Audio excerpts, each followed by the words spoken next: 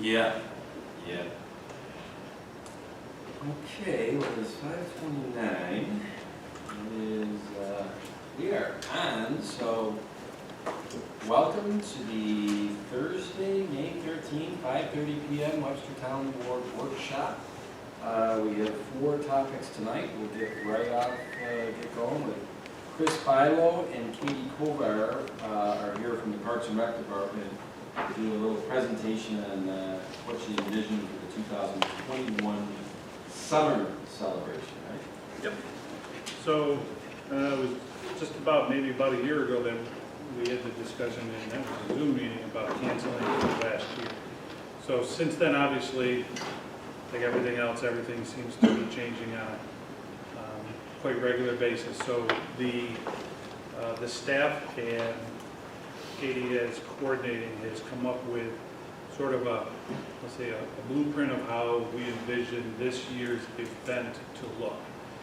And one of the comments that got made through the process that I think is important is, while we'd like to be as normal as we can for this event, we still need to kind of look at this as not the previous summer celebrations. We just know that that's still, as we look at our date of June 12th, probably not a realistic expectation that we can have a pre-COVID summer celebration type of event.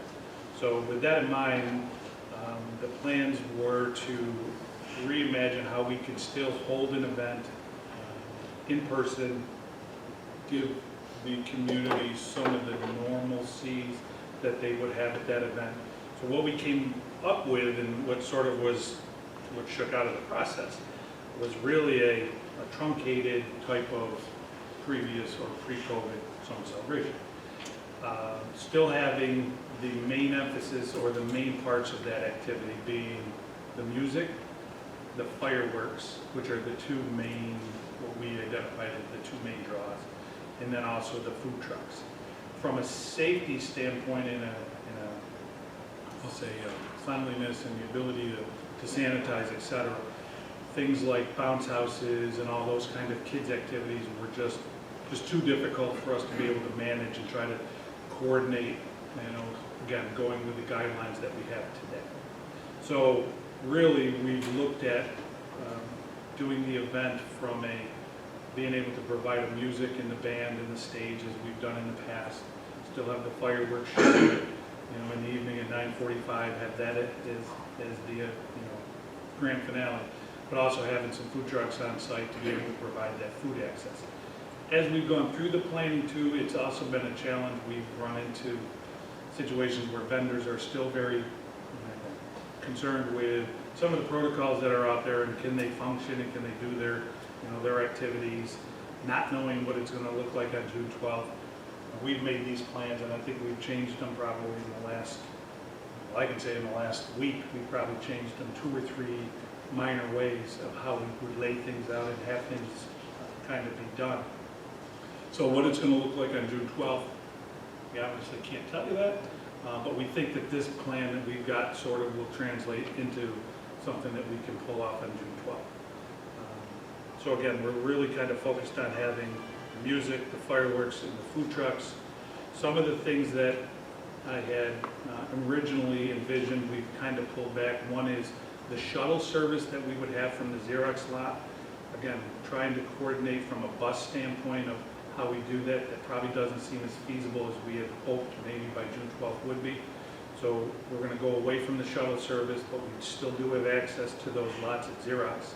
People will just have to get themselves over. And we do have some other options, golf cart, etc., if we really ran into an emergency where we needed to get somebody. But the other option that we came up with is dedicating one of the lots, potentially the farthest Xerox lot to the west. Dedicating that is what we've sort of said is a family fireworks slot. So if we have families that don't want to come in, don't feel like going into what will be the crowd on the grass area, but still want to see the fireworks, we'll have a lot that maybe opens at, say, 8 p.m. and we start allowing cars to fill in around 8 o'clock. Gives them about an hour and a half or so to kind of have their own little area. They can stay within their 6-foot radius of around their vehicle, stay in their car, listen to music, etc. then when the fireworks go off at 9:45, they've got prime viewing from that parking lot. So it gives them that ability still to be able to participate if they don't feel like going into the actual event. So it kind of gives a secondary out. Obviously, from a programmatic standpoint, increasing the number of restrooms that are on site, increasing the number of porta johns. So instead of having the trailer, getting wheelchair accessible single units, place them around the park so we have more stations for people to use. Hand washing stations throughout. We would put the idea that we're looking at putting the food trucks in the parking lot, so it would open up grass, the green space, so we don't have that blocked off. Food trucks would be in front of the building, sort of in that drive-through loop area, space people out. Again, not ideal, but doable in the fact that we can keep things really spread out. That campus is large. We have put a request out to the county to give us some guidance on the number of people that we should maximize it to. How that plays out after today's news, who knows how that'll work. But we have asked for some of that guidance because right now some of the current restrictions in regards to attendance still do have some issues. We would have some issues with in regards to attendance if those don't change. But again, by June 12th, you never know. The band has agreed to play a couple extra songs at the end, which will kind of filter and dilute the crowd when they're leaving. We'll also have some lighted areas as well, so we can have multiple paths, so not everyone is leaving at the exact same time. That will help with crowd control as well. All of our staff is on board to kind of walk around the premises, ask questions, make sure people are following whatever guidelines, whatever they look like on June 12th. I'm pretty confident in my conversations with Chris that our staff can pull this off with whatever guidelines we're given. So we will bring in some extra part-time staff, some of our current on-staff people, to bring them in just as added, I'll say, people within the park to be able to kind of encourage that, those regulations, make sure people are feeling safe. I gotta say, Chris, when he and I talked today, he told me about how, I love going to that Fairport Music Festival, and I know it's always in August. Did you guys know that it's in June this year? And it's the week before this.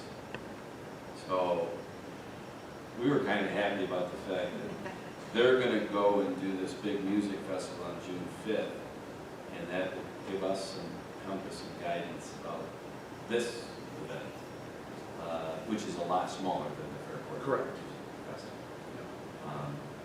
So I want to thank the Fairport Music Festival for being the guinea pig, so to speak. And we know the attendance at this event can, easily on a normal, if everything was equal, you're looking at a good sized attendance. We know with some of the things we've had to reduce or eliminate, again, especially some of those kids' activities, the shuttle, it's going to automatically reduce some of our population, which is unfortunate, but it's also a reality that we just don't have the ability, and some of the vendors don't have the ability to provide. So those are, again, I'll say some of the byproducts of what we've had to adjust to from last year to this year. But again, at least we're able to have some semblance of I'm really happy to hear about your plan for the parking lot for fireworks for you. And I was hoping to hear you say something similar to that. Because even last year when we were in the thick of it, I thought it was too bad we can't just do a drive-in fireworks show. So I think that's a really good option for families.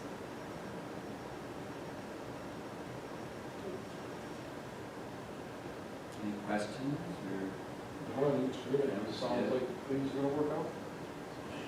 A lot of credit for not just canceling it this year, because some of us and stuff, obviously they're on board. And I'm glad to hear that the plan, obviously, for the flux. Because I think in the next few years, things are going to change, but hopefully change dramatically. Now, the CDC comes out and, no mask policy or guidelines, actually recommendations, but that doesn't mean that each individual state is going to adopt the recommendations. This is New York State.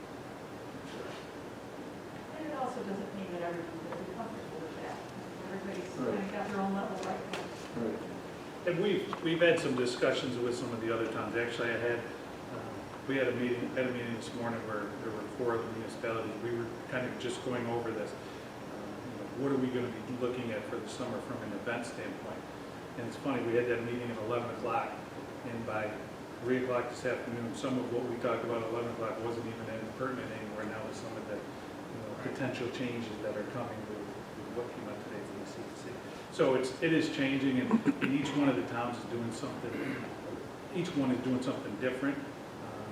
But again, I think for us, this is from a plan standpoint makes the most sense. And we're ready to adapt one way or another too. I mean, that's the nice thing about what we've been doing is that we've learned to adapt quickly with these events. So. I gotta put you on the spot, Kate. Oh. It's an easy one though, all right? What's that? How long have you been with the town? 3 years. Okay. Which all made right. Miracle Field in here. Oh, that's right. Yeah. You were, okay, all right. And obviously, Chris, you started about 14 months ago. And between the two of you, and the whole part in the rec staff and whatever. And talking with the other town supervisors and the supervisor association that I'm in with them, you did the drive-through summer celebration last year. You did pumpkins on parade. We had the reverse parade or whatever at the Xerox campus in December. I think you really have taken lemons from this, COVID situation and created the best lemonade situation of events and whatever. Very well-attended events. And even when I looked at what you guys really, the devil's in the details, and you really felt like you thought of everything. Even down to a couple extra songs at the end so people would disperse maybe differently and all that. It's just, I can't thank you enough. I mean, you guys figured it out. We like what we do. So, thanks. All right. Awesome. All right. Sorry, Thank you. Thanks, guys. Yeah. And like I said, Chris, you tell me what my job is that day. Oh, you locked yourself in that. I'll help you with that. Now, the question is, Josh and Mary, do you think you just picked up an extra 3 minutes? No. Thanks so much. Thanks, Kitty. Bye, guys. So our next topic is a discussion, presentation from the Community Development and Engineering Department on vehicle replacement with Mary Harrington, our new town engineer, and Josh Cartuso, the Director of Community Development. The stage is yours. Thank you, Supervisor. We come to the board today to have a conversation and discussion about planning for replacement of some of our fleet vehicles. As outlined in the memo that was provided to the board members, we've been increasing repair costs with our aging fleet of vehicles. And unlike a lot of other town departments, we haven't historically had a replacement plan or cycle of retiring vehicles and obtaining new ones. From the preliminary research and conversations I've had with some other municipalities and town department heads, there's a strategy that they usually use to obtain new vehicles under state contract pricing at a significant discount from MSRP. And then essentially they use those vehicles for 2 to 3 years, bring them to auction, and generally recoup anywhere from 70 to 85% of the original cost, and then they apply that towards a new vehicle, with the intent being to really limit the budget for auto maintenance and repairs, and consistently provide reliable and safe vehicles for our employees. I've outlined in the memo that was provided in your packets a couple specific instances that have occurred in the past year or so with some of our staff's vehicles. One being last summer, the animal control truck the officer went to use the turn signal, and apparently it had fallen off the steering column, created a bunch of warning lights and electrical issues. And we ended up having that truck in the repair shop for over 3 months due to waiting on parts. I'm sure COVID played a role in that, but it forced the animal control officer to use one of our other vehicles that wasn't currently being used. And, you know, he was picking up animals and putting them in the back of the sedan, which, you know, isn't ideal. So, I mean, we've since had that vehicle replaced. We invested about $3,500 to have a variety of issues fixed. But in the coming years, you know, if you take a look at the larger spreadsheet that shows the entire town vehicle inventory, you'll probably notice that ours has among some of the oldest vehicles on there. And although they may not have, all of them have high mileage, some of them are, you know, beginning to rust out. As I mentioned, you know, we were noticing increased repairs and frequency of needed repairs and maintenance. So we kind of wanted to just make the board aware. You know, I was looking in the budget. The previous DPW commissioner had begun a practice of attempting to budget for one vehicle per year to replace. So there was a new vehicle purchased in 2017. There was an additional new vehicle purchased in 2018. In 2019, there was money budgeted for the replacement of another vehicle.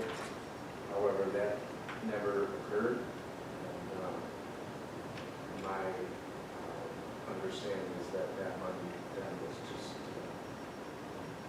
put back into the general fund. So the current 2021 budget, I don't believe has any money budgeted for vehicle replacement at this time, but it is something that we will likely pursue in this upcoming budget cycle. I had conversations with the finance director, and he does seem to think that there is potential for some funds that could be used for this purpose. So with that, you know, we're still exploring what's better in terms of outright purchase versus leasing. I guess some of the leasing companies now have programs geared towards fleet vehicles, not your average, you know, low mileage lease, and you're charged for any, you know, minor damage or overage mileage. There are lease programs designed for fleet, you know, municipalities and companies with fleet vehicles. So I guess we'd like to explore both options and see which one would be most cost effective for the town. And yeah, and I'll just also add that a lot of these trucks have lived a hard life. They're often on construction sites and traveling, you know, off-road. So a lot of them are retired. They're not necessarily equipped with modern safety features such as backup alarms and backup cameras. And again, whenever one of these vehicles goes down, it's a major inconvenience for our operation. So with that, I'd be happy to address any questions or comments you have. Yes, Barry. In this printout right here, this section, Yes. when you get to the end, it says last oil change, and it says year 2017. Last oil change, does that mean only 3 of all of these vehicles have had an oil change? No. Okay, 2017, what does that mean? Okay, so the column that says 2017, that is the mileage that those vehicles had on them back in 2017. In that year, okay. Not anything associated with the oil change. I had requested, or I had tried to gather information from records in our office to see when the oil changes occurred last, and I was unable to find that information for all of the vehicles. yes, definitely don't think that they haven't had their oil changed in 4 Okay. years. I have a question to everyone. We have a police department that has several vehicles that are maintained by someone other than us. And I'm embarrassed, I don't know exactly where they do it, it's something I should know. But they get them washed and they get the oil changed and maintained at different places. Is there something that we could do to get our town hall vehicles involved in the same situation? Yeah, they buy the, I picked up on this when I was doing the bills. They purchased 100 car wash tickets from Royal Car Wash. And so I talked to the chief about that. Would it be less expensive to pay the $12 a month fee at Royal or buy the tickets? But that's where they're getting, I don't know where they get serviced, but that's where they're getting cleaned. Well, they've had them serviced in a couple of different places, and I'm not certain where they're getting it done right now. Do you know, Patty? I don't, I know that like you, I feel like I should, I see it when I do bill pay, Yeah, me too. but it doesn't come to mind right away where it is. And it's changed It's a over the couple- years it's a from couple place to different- place. Yeah, it's not always the same. According to what they charge for an oil change. My suggestion Bob is, Slide do something to their cars? well, Bob was the one that would transport them back and forth. Oh, He was the one that would take them to get service. But they had, Henderson did it. I think the Goodrich place did it, Goodyear place did it for a while. I see a lot of articles, but I think those are bigger vehicles. The Barth, I'm not certain. Mark does the towing. Towing. Well, I've seen repairs. Yeah, he may have. Yeah, we do have an account with Barth and Henderson Ford, as most of our vehicles are Fords. So we have used both of those places in the past for emergency repairs. But I think what you're speaking to is a more routine Right. process. Something that would tell Josh it takes time for an oil change rather than looking at the little sticker. Especially when there's a whole bunch of different people driving different vehicles. When you have more than one person driving a vehicle, that doesn't always get picked up. Right. I have a question regarding, let me first say, I'm a proponent of rotating vehicles. I have been for years. So you're gonna come up with a list of vehicles and a budget. My question is related to the 2017, 2018, and 2016 vehicles. That giving a 3-year rotation plan, if that's what we're talking about, would those vehicles be going to auction? Or would you put some of the older vehicles to auction first? Or you're not there yet? We're not quite there yet. My initial thought was to address the oldest vehicles that are in most need of upgrades and repairs. At this point, obviously, the return we can get for those is minimal at this point. But you bring up a good point. The fairly newer vehicles we have acquired over the past 4 years are still in relatively good low mileage. So there might be benefit to considering doing that. My initial thought, again, was to tackle the oldest one first. But Yeah, I absolutely agree with you. Sending the old through first. I just don't want you to lose sight of the fact that if you're putting a rotation plan together, these vehicles are due to go to auction. right. Right, so when you're doing your plan, you come up with your budget, what do you think these vehicles, based upon history, 85, 70, 85%, have to be part of your budgetary planning? And you have to prioritize those. Yeah. Because you might have an older vehicle that's in better shape than a newer vehicle. Right. And the one thing that you were talking about, taking them to the auction and buying off the state contract, Highway did that for years. And they've stopped doing that, and I'm not certain why. But we used to buy a pickup truck for, back in my day, $24,000 and drive it 2 years and take it to the auction and get $21,000 for it. They haven't done that in a long time, and I'm not certain why. I don't know if it's unavailable to them anymore, or what the deal is, but we used to deal with Roy Teetsworth Company, and we would sell our vehicles and whatever we purchased, whatever we were taking to auction. There's a municipal auction in the town of Palmyra. It's probably this weekend. It's usually the weekend of my birthday. And it's usually, so it could be this weekend or next weekend, I'm not certain. But that would be, it was a huge auction. We still have that every year. And we did really, really well there with our stuff. Everything we've ever taken there, we're doing very well. So this weekend's your birthday? Yes. 39. Quick question, Barry, because it came up in the last week or so. Did the highway department ever service any other department's automobiles? Long ago, Okay. long ago. Okay. And we have looked into that, and the last time, and I was still working, the last time that we went into that, we did an analysis, and it was determined in order to do all the police cars, all the town vehicles, period, outside of highway,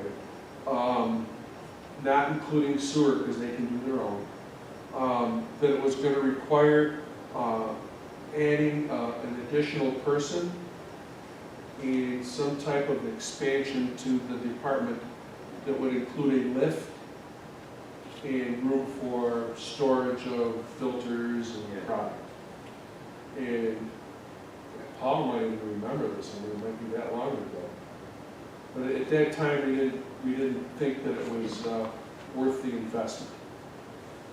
Now, when building highway garage, I get ahead of ourselves. that might be something you might want to think about. Well, and I know how it, look, you know, Pat Stevens said, and I can't remember the specifics in the last week or two, that somebody came over and said, can I bring my car over, a town car, to be serviced by the highway department? And he asked me, do we do that? I said, I have no idea. No, I we don't. thought we should ask Barry or Joe Hirsch or whatever, but I think I didn't think we did. And he was even saying with retirements and stuff, they're down some maintenance mechanics, so it would put even more pressure on the highway department if that was, you know. Their garage maintenance staff is in good order. Yeah. Their mechanics, they're in good order there, but outside of that, yes, they have lost. Right. They've taken people that worked outdoors, Yeah. that were maintenance, that were MEOs and ran equipment and stuff, and two of those guys came in and replaced two of the mechanics that just retired. Right. Yeah, yes. And I guess the last thing on this is that, you know, I realize when you look at if I had some foresight, I would have taken this Excel spreadsheet that you guys all got, and I would have pared it down to just pickup trucks and cars. Because I think some of these other department vehicles we're comparing apples to oranges. I mean, they're the big trucks at the highway garage, and the way you're gonna replace those and get them is a totally different kettle of fish than cars and pickup trucks. And each, I think, in Josh's case, all the vehicles he has they're all situated so they handle certain jobs. The trucks handle truck jobs and the cars handle car jobs, for the most part. Right, but the town hall, if you call it, inventory here, that tab from this Excel spreadsheet, those are all cars and a pickup truck or whatever. Yes. The other departments, you can see if you really delve in, you know, you go, oh, wow, that thing is a 1992. Well, it's potentially, that's fine because it's a big plow truck or whatever. We're comparing apples to oranges, Yeah, something right. like that. And I just wondered, and I said to Josh, you know, somewhere through this process, when it comes to cars and pickup trucks, do we take the siloed approach of the departments where they've kind of handled it on their own? Some have gone to the auction, some of it. Is there some opportunity for us to handle that in totality as a town? Is there some economies of scale there that we could get on cars and pickup trucks? I understand those big rigs that you guys have, that's a totally different. Right, that's way different. That's Way not what he's different. I don't talking even about. want to go down that path, but for your typical, you know, I gotta say, when I looked at this, I was very surprised. I don't know why, maybe Bill can answer this too. Were you under the impression that they were in pretty good shape with their vehicles? Well, Because this certainly isn't in good shape. no, and it is, the problem we had is there's no one that really oversaw the fleet rotation of the town hall vehicles. correct. Someone needed to be assigned that task by the supervisor, and then that way it was washed and taken care of. Now, It is what it is. We're moving forward and we gotta move forward, we need to make a decision on who's gonna do that task. it is funny because, I mean. One more thing before I go any further. Besides mileage and this and that, these vehicles all sit outside, Yeah. okay? And there is definitely an effect of vehicles sitting outdoors through rain and snow and everything. They age faster. They may not have any miles on them, but the cars age a lot faster. So that just answered my next question of like, wow, I was surprised to see the 06 Chevy Impala has only got 56,000 miles, but you're right, it's been sitting outside for 15 years. Or whatever we got it, so. It's 2006. Low mileage. When we at the highway department, I heard you chuckle. when we built cold storage buildings outside of the regular garage, we were able to move equipment that normally had to sit outside Yeah. because we didn't have room for it inside anywhere. Made a world of difference But, on the wear and tear. yeah. World of difference, even though it was cold storage. I mean, just being out of the weather. That 06 probably only saw 10 miles a day use, maybe 15, Yeah.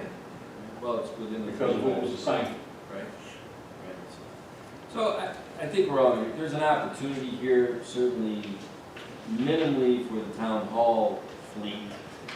But, you know, I've said, it'd be interesting now that we have so much interaction now with the highway superintendent and the head of the sewer and the other departments, that there might be some synergies there to say, is there an opportunity here for us to coalesce on the cars and the pickup trucks?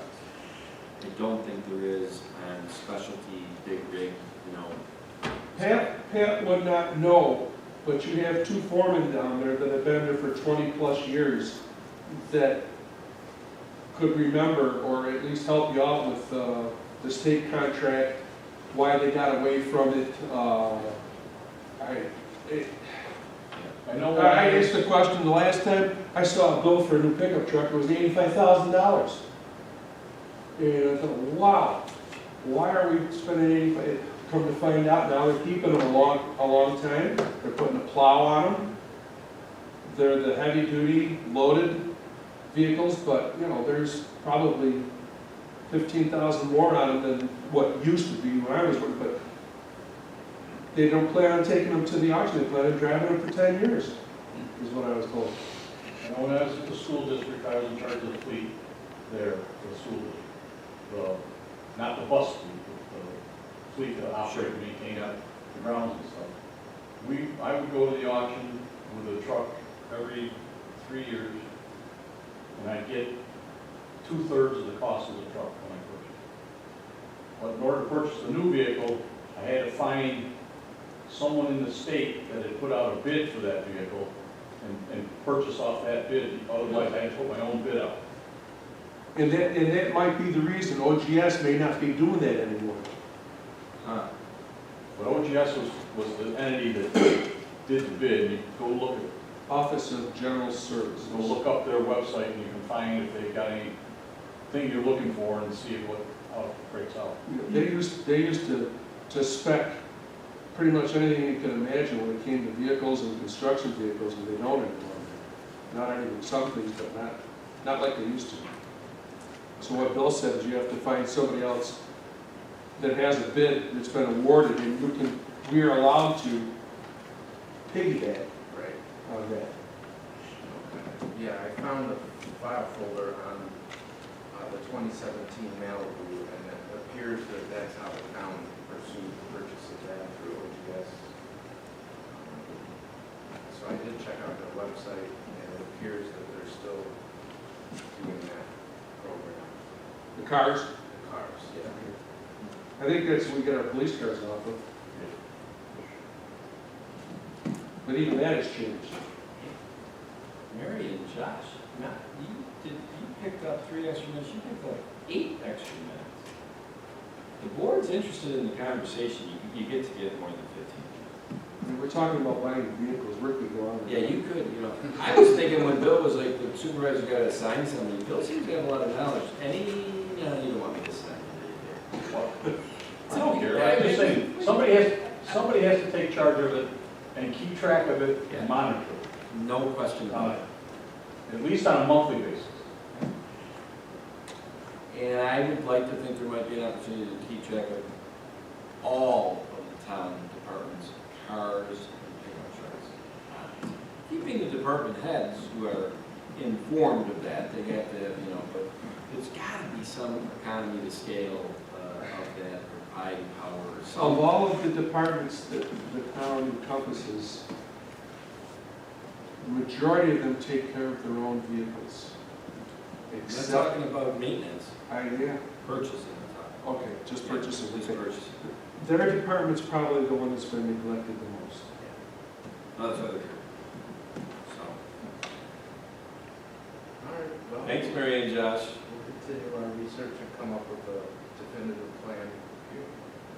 Move back with everyone at that. Thanks. Thank you very much. And I will say, Barbara, this does not mean that you get shorted 7 minutes. I can be really short. We would never short you time. You know that. It's okay. Question is, where is our, do you want me to get out of my seat and you can come up and present? Oh, no, I here? can, actually, Oh, can you sit there? Okay. What I'm gonna do is just, you know the document that I've been working on is 124 pages. And it's the editorial and legal analysis of our code. And I sent this out to everyone in January. And this is just the table of contents. And I think that's all you really need to look at. I didn't want to waste a whole minute paper. And for those watching at home, the young lady who's walking around right now is the Honorable Barbara Ottenscott, who was the town clerk tax collector for a lot of years. Retired in June of 2020, came back in July to be the project manager of what she's about to describe. Updating, this is our next one, discussion of the town code update process. So, here, so in January, we sat down and talked about the town code and the editorial analysis. Yeah, when I say we, I sat down with the supervisor and Dolly, and I'm not really sure, I'm not sure if Charlie Genesi was there. But we sat down and talked about this project that started in 2015, and because it never came to fruition and didn't get finished, anything that the town did to change the town code from 2015 forward was still going on in the background when general code had reviewed our whole code book. So the analysis they had done back in 2015, when Gary Price left and we had a new DPW commissioner, a lot of changes happened then.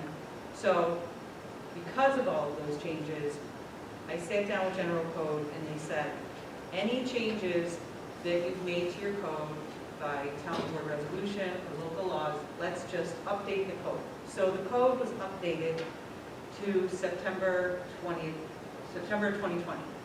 So anything that the town did is all in the code, and Dolly has since, if anything has changed, like chapter 210, we may have some stop signs installed and things like that. She attaches them to the code on our website. So if anybody wants to know of any changes, that's where they are. This document is a 124-page document that The purpose is to review the town code and to literally go through parts of it that may have just have director of, commissioner of public works is in there, and the town made changes to change that title.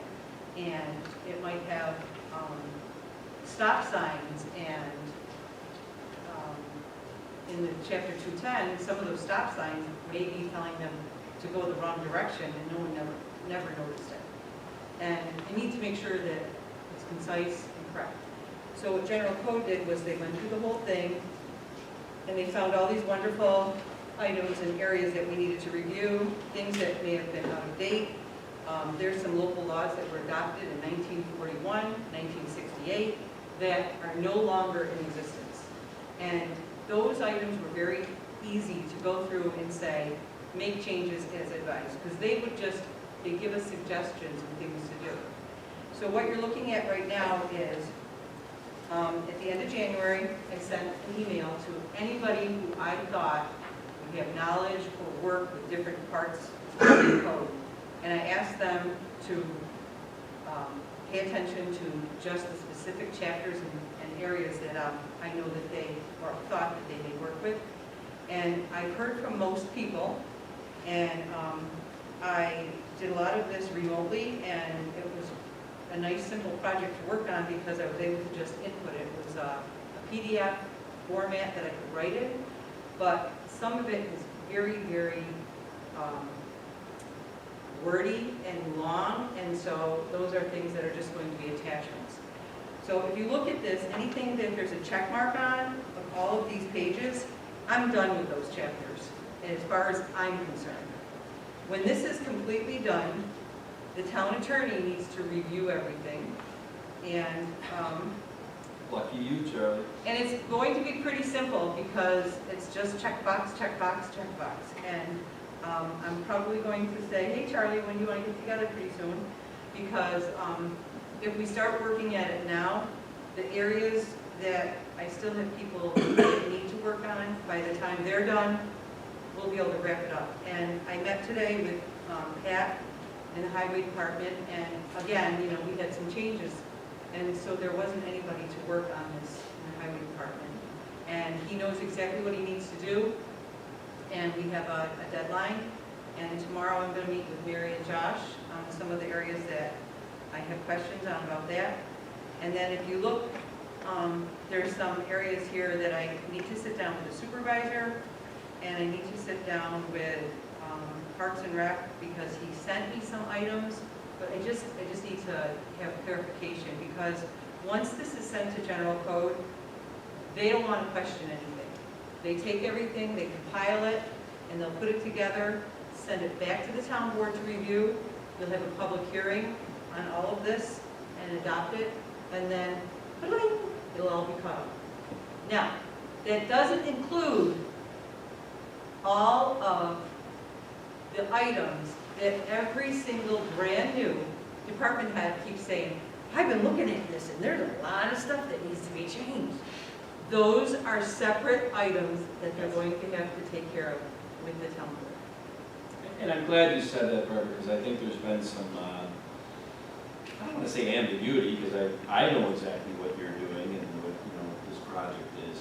But whenever you say codes and laws and whatever, I think people jump to their interpretation of that. And to me, this project, first and foremost, was, well, we had, I don't know, 100 of these books flying around town, right? Mm-hmm.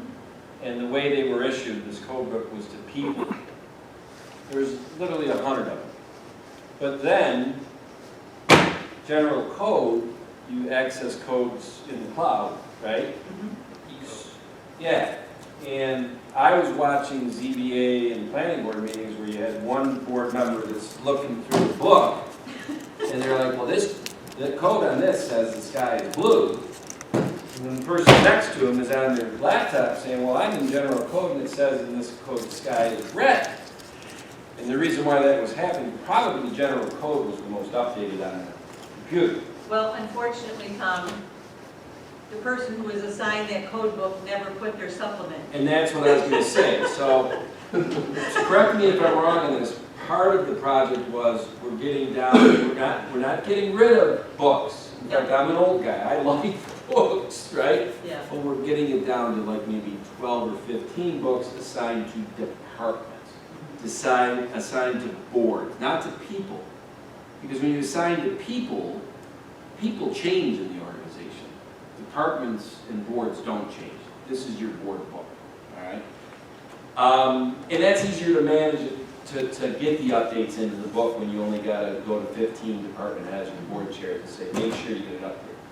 You also, correct me if I'm wrong, did within this project is you updated laws and codes from resolutions on this town board going back to 2015, is that in parallel, you made it easier for town employees and town board members, planning board, ZBA, to almost Google search on a code, because you went in and took codes that really were difficult to search, either from the town's employees or from the citizens who went into our code book through the website. It was very hard for them to research it. Now you've given like a couple of key words. Well, to that's, them. general code did that, and we also had training for our employees and board Right. members.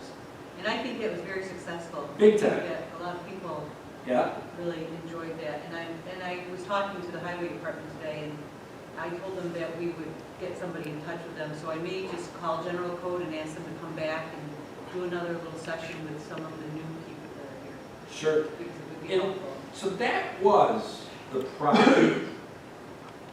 Then that foundationally had to be done before we ever talked about, and I realize we have a lot of department heads, new ones who are like, man, we need to change some of these codes. One step at a time. You know, I think that if, once we get the first stage of this project done, which is important, foundational, right? How we then go in, and I don't know the process, and Charlie, I'm sure you'll, you know, how do you go in and expunge or rescind old dead codes that don't make any sense anymore, or whatever, and or put in new codes that are, make sense in 2021. I don't know that process. I'm sure there's public hearings, there's, you know. It'd be a standard local law rescission and amendment. So, yeah, it would be hearings, it would be publication. Yeah, and one thing, you know, and I go back, because this is an easier visual than, you know, you went to the department heads and said, here's your 10 pages that are associated with your department. I want you to read these through. Another Josh. Get back to it. Poor Josh, I mean, unfortunately, the DPW department, which is, you know, the community development and engineering is probably 40% of this book. Congratulations. Highway is a pretty good chunk too, and we have new leadership in those departments. So it does make it a little bit more difficult because we don't want to put Pat Stevens and Josh and Mary into an untenable situation, you know, so we're trying to get them in with people that have been around the town for long enough that they can at least comment to them on, am I looking at this the right way? Would someone with extensive knowledge about all of that be of help? For the highway department, Barry? No. Oh, darn it, I thought you were gonna say volunteer. Our, Don Houser, boy, oh boy. I think he's got that book memorized, that code. Don could probably assist Josh and Aaron if they wanted, but I don't know It's where so they're at with that. funny that you say that, Barry, because, and I don't want to, I'm good. That's where I'm at, and I gave the highway department a deadline and I'm hoping to hear from him.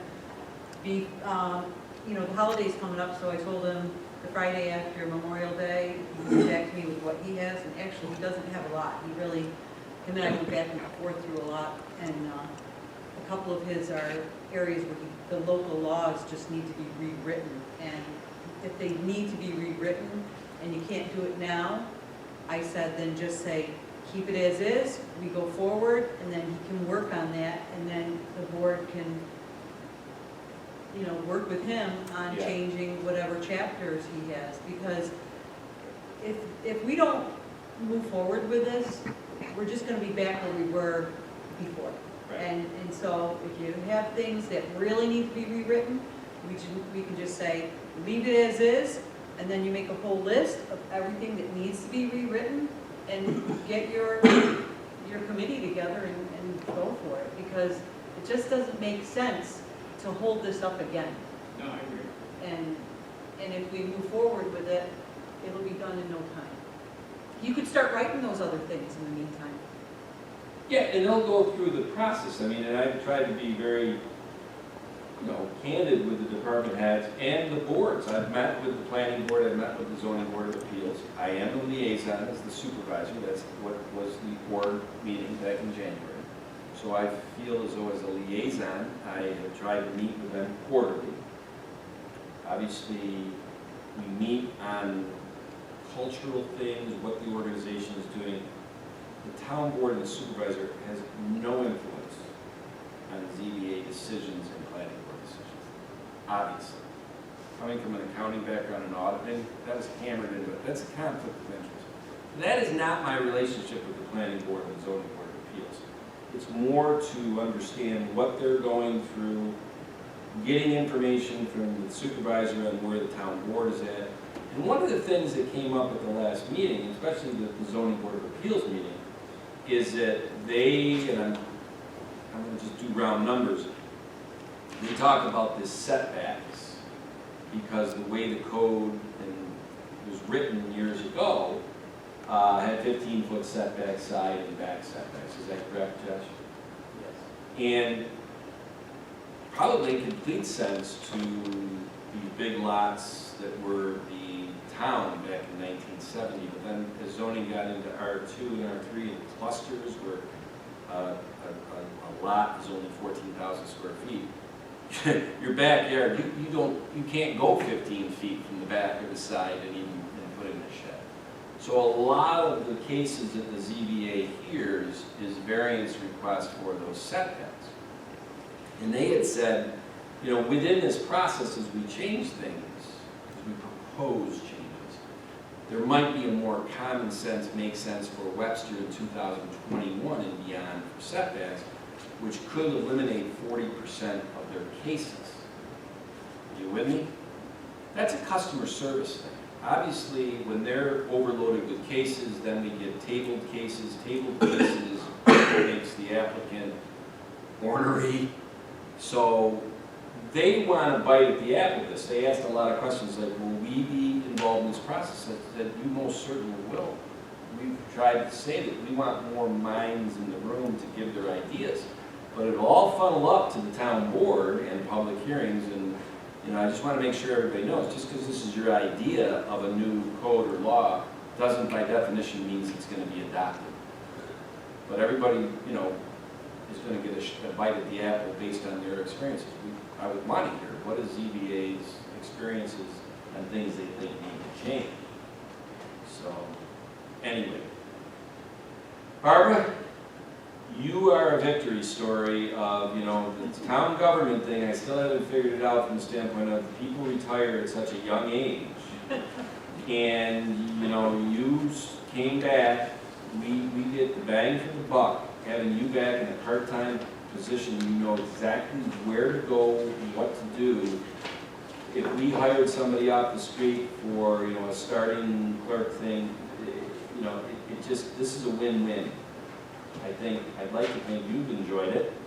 I have, and Dolly and I have gone back and forth and talked about it and how it fits into what she's doing, and she understands all that, and I think it's great because, I didn't have that, and I knew that this project was sitting on a shelf, and it was making me sick to my stomach that it wasn't getting done.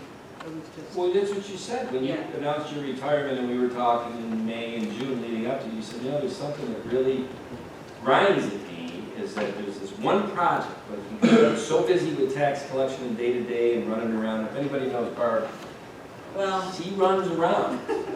So Dolly's just like she got it. I mean, yes, So that was all of a sudden, we started talking, and boom, next thing you know, you're rehired and part-time as a project manager, and here we are, and it's great. Well, we want to get her done, right? Get her done. Now, there's one other part of this bullet point, and I call it the ubiquitous, the comprehensive plan update. You know, everywhere you go in this town, the 2008 comprehensive plan, everybody wants it updated yesterday.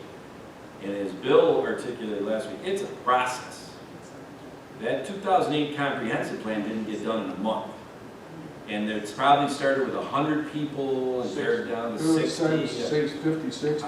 Around 60, and by the time we got done, we had less than 30. It was pretty close to a dozen, I think. Yeah. But it's a process. And I know I've tried to explain this to people that have called into me or emailed into me or whatever, face to face, and it's certainly, it has not been a popular thing for people to hear, but it's the truth. And the fact is, we are going to crawl, walk, run when it comes to this comprehensive plan update. To me, what Barbara is doing is foundational to us moving forward with a comprehensive plan. Now, some people could say, well, what does that code update have anything to do with a comprehensive plan, which is land use? I think it has a ton to do with that. Now, in parallel to what Barbara's been doing, I took the comprehensive plan from 2008, and I took page 94 to 106. And on those pages, a summary of the recommended actions by time frame. This was from 2008. There were 43 initiatives. 43 initiatives that were ongoing initiatives in the plan. There were 6 initiatives that were supposed to be done within 1 year. There were 39 initiatives from that plan that were to be done within 1 to 2 years. There were 24 initiatives that were targeted to be done within 3 to 5 years. And there were 14 initiatives to be done within 10 years, 6 to 10 years. Now, that's 126 total initiatives.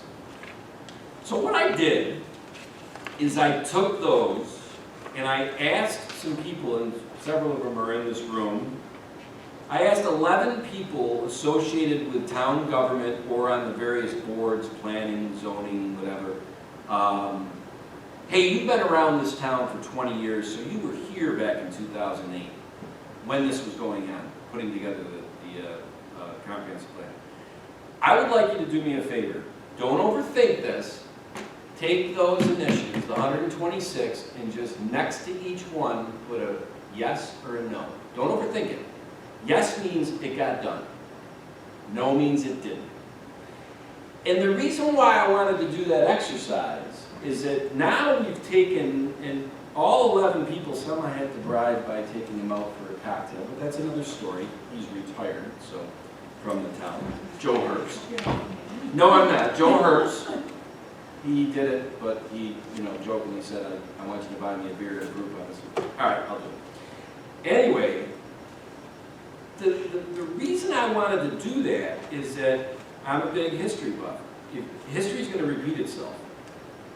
And we need to learn from history. So if there's initiatives on here, or genres of initiatives that were on the plan but didn't get done, and 11 of the people in town all consensusly said, no, it didn't get done, well, we want to gather those up and say, well, what are the genres, why didn't they get done? And is there a lesson we can learn from that as we venture into 2021, 22, and 23 on the updated comprehensive plan? Because I don't want to be part of a process that is putting a plan out there that, based on the rules of engagement on the day we adopt it, doesn't have any chance to get done.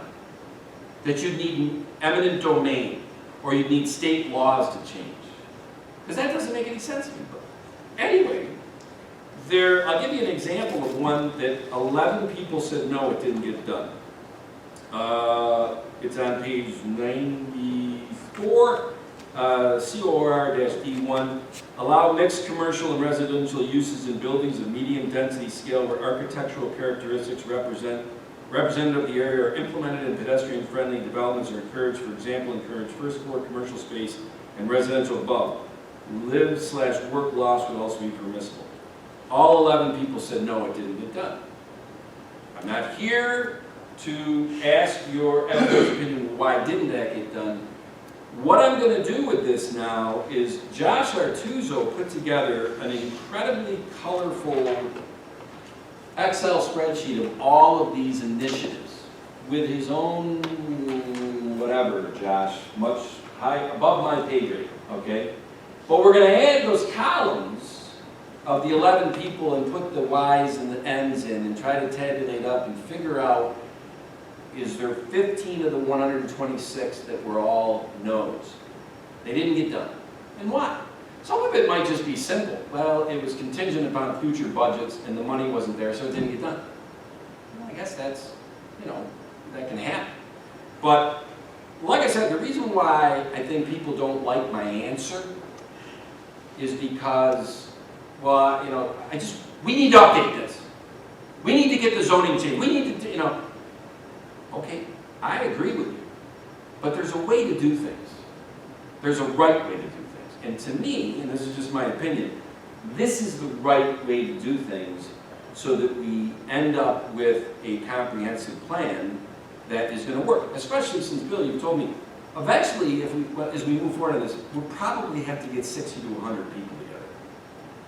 Unless, and I don't know this, I haven't asked like the other supervisor or whatever, has updating a comprehensive plan changed in the last 13 years, the way that municipalities do it? Is it different from 06, 07 where you put 100 people in the room? I don't know. I haven't gotten to that point yet. I'm still at first base, per se. That would be more of a second base. From what I've heard, you potentially might have to have a firm that we have to expend taxpayer money on. There's a process to this. So, you know, I know there's nobody in the room, but if anybody's watching this at home, we are involved in the process. It just might not be to the point and sexy, whatever you want to call it, to the point that people want. But I am pretty emboldened in the fact that this is the right way to do it. And I don't know. I'll keep everybody apprised, especially the board, as we move into phase 2 of this, concerning, well, how do we update? What are the rules of engagement in 2021 and 22? Are they different from 2006 and 7? I don't know. You know, Bill, the thought of 100 people in a room, man, that doesn't excite me. I love collaboration. I really do. I think people have seen that. But there's a difference between committees and collaboration and just a ton of people where you get nothing done. 100 seems crazy to me. Well, with the engineer that they had, they broke it down into groups. Okay. Of those people, they just chose which group they wanted to be involved in. And then those groups all met separately to cover their certain area. That feels better and more palatable than 100 people, because that's a circus, that's not a meeting. Started as a circus. Well, yeah, that was the opening meeting. Yeah, but didn't it also work out that it sort of shrunk very quickly? Yeah, very quick. Core, like a lot of organizations, it shrunk down to the people who were really interested and really willing to put in the time. A lot of people started, in my recollection, Yep. a lot of people started out, but then ended up with about 30 people, Yeah. really. Say 30. And then, I know we took once they got all done and presented to the board,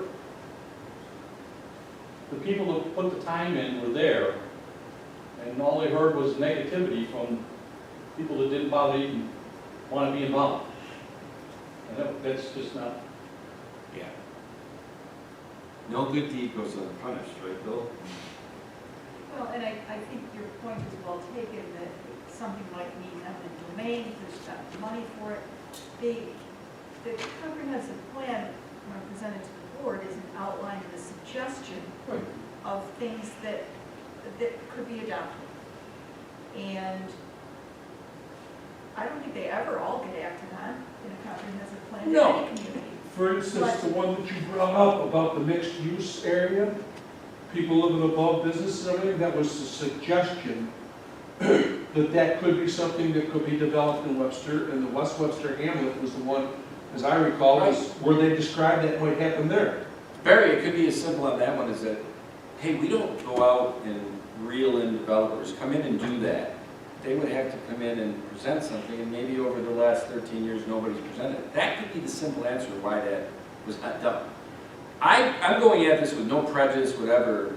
I think there's a lot of misunderstanding by the community of the comprehensive plan. I think there's no, we saw it here last week at the public hearing, that the comprehensive plan is a Bible, it should never be changed, and everything, you know, for years until it's, heck, at the ZBA, Josh, was it Derek Anderson who said that he's been involved in some comprehensive plans in other towns, and they have, some other towns don't adopt it, but say this is our guidepost, but we're not, and I know it's semantics or technicality, but they're not adopting it to try to avoid what we have seen where people will come up and, you know, to us and say, the comprehensive plan, as one of their reasons for why they're against fill in the blank.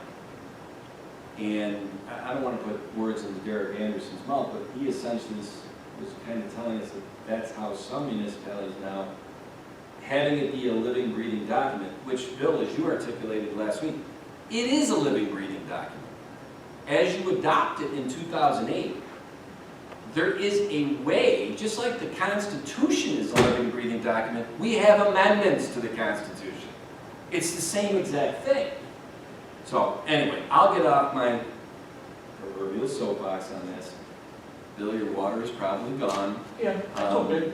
I thank you, Barbara, for all you've done. There's just one more point I want to make, because I have heard this from people who've commented that we're doing this town code update, and I'm not sure that everyone understands it, even though we've talked about it ad nauseum tonight, that we are not changing any codes without due process. We're simply going through and making sure that everything is, you would say, ticks and ties with actions that have been done. We're not changing anything. We can't do that without a public hearing on these things. We're just making sure that we have a code book that is in order with the actions that have been taken in the past. Thank you. And it always brings me back to center, you know, after I go off on whatever. Barbara, Yes? anything else? No. Once we have everything put together, it'll go to general code, and then they'll send it back to you, and then the town board will present a resolution, and you'll set a public hearing date, and you'll have your document handy dandy for people to look at, and it's going to have lots of fun things, like do we call the building inspector the building inspector, or do we call him something else? You know, it's stuff like that. So. A very good question. And then we need to start talking about what you're going to be project manager on next. Oh, I don't know. Yeah, okay. All right, since we're well past, I don't want to short Josh on this one, but the 6:15 time slot that's now 6:38, my fault. Yeah. Oh, Mary, you don't want to stick around for this one, huh? I gotta get home. Shoot away, Josh. This is really a follow-up from something that we discussed last fall regarding public notifications for applications that require a public hearing for the various boards, planning board, zoning board, town board. And the current process is that we require applicants to send out letters to neighbors. It varies depending on the board, depending on the application. In some cases, it's everyone within 100 feet. Other cases, it's anyone within 300. So basically, in my 16 months here, I've noticed several issues with the letters. Sometimes things get rescheduled and the applicants have already sent out their letters. Neighbors are showing up prior to COVID, obviously, expecting things to be on agendas and schedule change. That often requires applicants to mail out a second round of letters, sometimes even confusing the general public even more so. So what we had come to the board with back in the fall was this proposal to move towards a posted sign program, which a lot of other municipalities do instead of the letters. So at that time, we had a generic version of the sign of what it might look like, and essentially got quotes. The proposal is to purchase 25 of these signs. They're much like real estate signs. We're not talking about abandoned signs with the little metal stakes that are easily pulled out of the ground. These are more substantial signs, like I said, very similar to a for sale real estate sign. And we would hire a third-party company to place the signs. We would be provided with a list of addresses for each board meeting. The cost of sign placement and retrieval of the sign is $20. At the beginning of the year, we adjusted our application fees in our fee schedule to cover that additional cost. So that cost will be borne by the applicant. However, they're also saving money having to duplicate letters and postage and mailing. So I really think that this is the way to go. Basically, the sign will consist of stating the town of Webster, this property is under review, and then for more information, they'll be directed to our website and the phone number at town hall to call if they want to learn more about what's going on with that particular property. So I've worked extensively with Karen. We have a framework in place. We also have a web address on the sign, so anybody can snap a photo or jot down the web address. They go home, go to the computer. It pulls up a page of all the projects under review. It'll be listed by address and by which board they're going before. And the viewer will then be able to click on the link to bring up the plan sets, all the drawings, the application materials, to get a better understanding of what's going on. As I'm sure some of you have witnessed in prior meetings, some of the general public claims to never have received a letter, claiming they didn't know about what was going on. I think this will go a long way to help alleviate that. Some have expressed concerns with the signs, from past experience that, people will claim, well, I didn't see the sign, or, so to that, we have a backup component that also a lot of other municipalities do, and that's to just send out a small 3x5 postcard. We can still continue on with the mailings of the people in the immediate vicinity of the property, just to ensure that they're aware. But again, the sign is pretty visible. We proposed to put 2 for corner properties, 1 facing either street. And this way, I think that would cut down on the amount of residents claiming that they were not aware or informed of particular action taking place. So we've developed a tentative timeline to implement this. Karen was instrumental in helping identify all of the existing locations within the code that would need to be modified to indicate this change in practice. And we've finalized the design of the signs. We've gone out and obtained quotes and have gotten a pretty competitive price on the signs from one of the companies that did it out. So I think all of the details of the timeline are in the packet that was provided to you.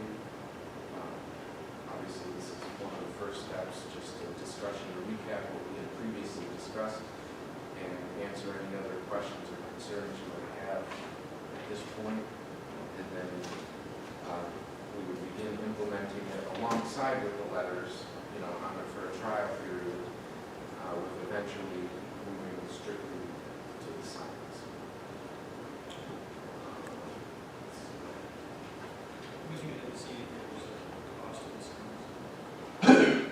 So originally, we received 3 quotes back in the fall. They ranged anywhere from $700 to $1,500 to purchase.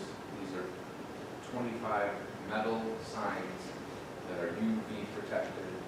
They will last a long time in any weather condition. They're not the typical cardboard or plastic corrugated signs you often see on the side of the road, like election signs. These are heavy duty, meant to be used for a long period of time. So the latest round of quotes actually came in lower than what we had received in the fall. So I believe the cost of them is around $600. And in my opinion, it's money well spent. How many are you anticipating you need to purchase? 25. 25, sorry. I see that quarter 25 for a trial run. I was already on my next question. Is the design, you said it's been finalized? Well, it's slightly changed in terms of color and order of information. Basically, just switching the order to make the website more prominent, because that's really what we're trying to drive people to go first and foremost. And then for those that aren't internet savvy, the phone number is also on there so they can actually speak with one of our staff. So I don't know if this is even possible, and I don't know what it's called. But it's that little square that's got all the dots. QR codes. QR code. Is it possible to put something like that on the sign as well, that people would just run to that way? Some municipalities have done that. We did explore that option. I'm a little hesitant because I'm not all that familiar with exactly how it works. I thought initially that'd be a great idea, but then the majority, I guess those would only be useful for people walking, because you have to actually scan it with your cell phone. No, I realize that, but I would think that there would be people who see the sign would then stop and get out of the car. That's true. What are you laughing at? I'm just thinking of people driving down the road, slamming on their brakes and getting down, Well, might happen. The other thing I just wanted getting to hit point as out, across the road. this doesn't in any way remove the responsibility of the town to notice this properly in the local paper and all of that. That still is going to happen, That's correct. just so people are clear on that. Absolutely. Yeah, that's a New York State law. Right. We would continue to Yeah. abide by. So does anyone have any other questions or comments or concerns? No, this is what the town did years ago. I mean, when I was on the zoning board, that was what they did. They were cardboard. Matter of fact, I still think I have mine in my garage, but they were just put on wooden posts, or sometimes they were tacked to trees. I think this is a better idea, having the professional staff put them in the ground and more permanent signage. It's a good idea. Right, it makes it more difficult if there's any, neighborly feuds going on. Some people have said, oh, some people will just pick up the sign and rip it out, and then we'll be, accused of not advertising. But that's the thought behind the actual more substantial sign, and the fact that it won't take any town resources to worry about collecting signs. We'll have someone already take care of all of that for us. We need 25 of them to start, just because they're generic signs. They're not specific to any one board, so we can, we have to have enough for all of the applications before each board. And they would lend themselves to something like the Salt Road rezoning. We did have some draft signs that were more of the bandit signs with the metal stakes. And we used those as a trial run, and 2 out of the 3 have since disappeared, so. Oh, by the way, one reappeared. Oh, did it? Yeah, I drove by the other day. Interesting. But yeah, that was the thought behind the, having the third party take care of it. And like I said, we've already increased our application fee a couple lot of municipal, I should say a lot, there's a couple local municipalities who use the signs, and I think it's a fantastic idea. One of the things, my question is the colors, because the ones that are used, one of our neighboring municipalities are, bright orange with white lettering that sticks right out when you're driving by. Is there any thought to changing the color scheme of this, or how's it all work? The blue is the same branding color as our town logo. That's why we chose the blue. Okay. Sorry, to answer your question, it's the same blue that's on the logo, so that's why we did it. And the Well, only, you guys, So then-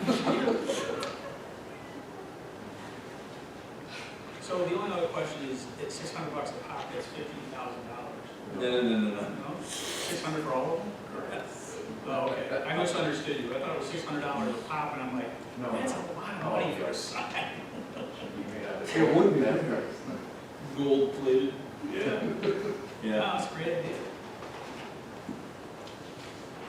I would imagine that, on the, well, maybe not so much on the 20th, because we're just setting a public hearing, but on June 3rd, there, once you've had a chance as a board to kind of look through this, and you might have some more questions, and, that will lead up to the actual resolution if it gets. Well, the intent then is to have a resolution, set a public hearing.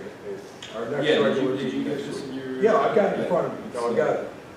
Yeah. The question I'm sorry Barb left, because one of the issues that came up years ago after the comprehensive plans is we would put a number of, sometimes related, sometimes not, laws put together as one local law, and after a while, the general code didn't like that, and they said, no, you have to have them related, or you have to have just one law at a time. I'm going to assume that since these are related, we can try and do this all at once, correct? That was probably the intent. So what we would do is I'll craft an appropriate title, and we'll try to do this all at once as one local law. Is that okay, Dolly? Well, I did speak with Barb about this earlier today, and she was saying that they should be separate based on the chapter. If they're all, the changes within the same chapter, but her recommendation would be separate. All right, so since some are in 95, some are I think in there's three various chapters. 152, so in other words, we would do it per chapter. And that would be, each would be a separate local law. Yes. But we could have, there's no problem with having a public hearing on all of them since it's all the same topic? I asked her that question, she said you would open and close each session. Okay, there we go. Learn something new every day. I can't believe you still are learning something new. Yeah. I know I am, but, so, very quick funny story on this, when I was talking to the ZBA in April. Did you say very quick? I did, and Dave Malta was like, wait, I want you to go with those signs instead of us sending the letters. I said, we're moving on that, Dave. He's like, Josh, remember that?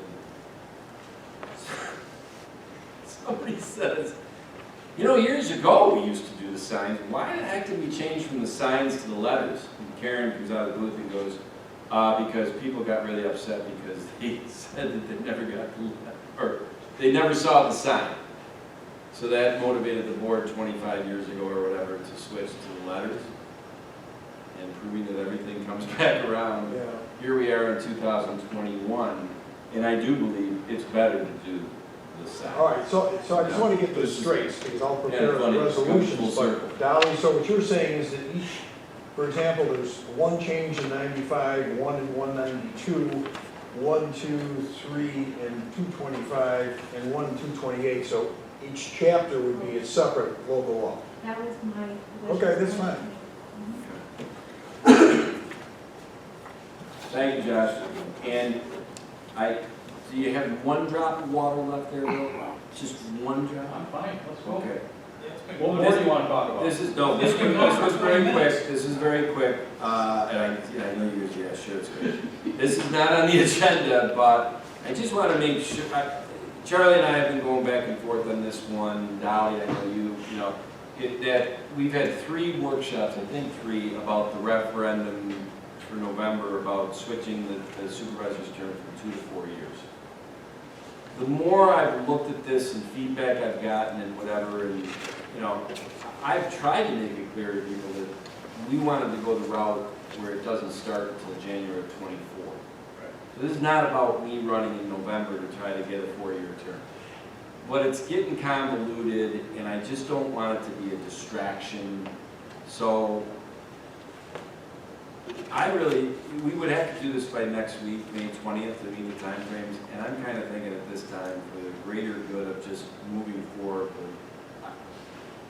I'm punting on this. Unless the board's like, no, we should put this on there. Unless you're really passionate about putting it on there. I just think it's a distraction at this point from everything that I've gotten feedback on. I agree. I agree. Well, that's 3, so. By the way, It makes no difference to me whether you put it on now or wait and do it 2 years from now. Bill, you know what's funny? Is that when I will really be passionate about this is when I'm not running again. Because I think it is overall a good thing based on having been in this position. But to take away the self-serving aspect that will be spun on this, I think it would be better when it won't affect me, if that makes any sense. But the other thing is, I did talk to some supervisors and whatever that over the last 20 years, there's been some towns where there was an upset win. And the person who won the supervisor position was a colossal train wreck. And they were able to get rid of that person after 2 years. And that really, when I saw those examples, I'm like, well, there's the downside of a 4-year term for a supervisor. Because, you know, one thing is having a 4-year board member who, whatever, I mean, I don't know how you could be a train wreck as a board member. I guess there's ways. But you could be a train wreck as a supervisor. Easily. From what I've seen, for God's sakes, I might be a train wreck as a supervisor. You got time. But, thank you. But getting all of this. You know what? I love it. There's the guy who's not running again. But you know what? And I always say this, the process played out. We talked about it, this and that. I got feedback. I got, you know, and the more I looked at it, I was like, you know something? This ain't worth it. It's a distraction. So, I hope you guys don't mind, but you'll never hear it said again from me until if I get a chance to win in November and whatever, when I bring it back to the forefront, it won't affect me. If I lose in November, I guess you'll never hear about it from me. Thank you, gang. Thank you, sir. I love workshops. They're so much more fun, right? Yes, and I have a stop the violence Zoom meeting at 7 o'clock. Yeah. You got a Zoom?